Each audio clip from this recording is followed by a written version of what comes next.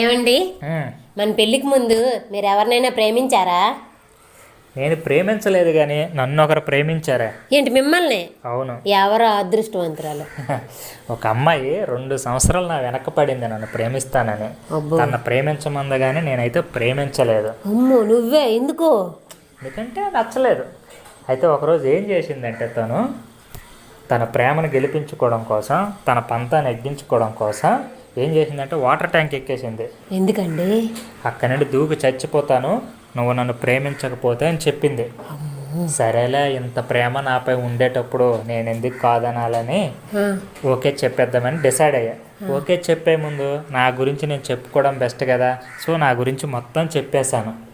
వెంటనే తను సైలెంట్ కింద దిగేసి నా ముఖం చూడకుండా వెళ్ళిపోయింది. ఇంతకు మీరు ఏం చెప్పారండి? నాకు ఇంటి పని వంట పని రాదని.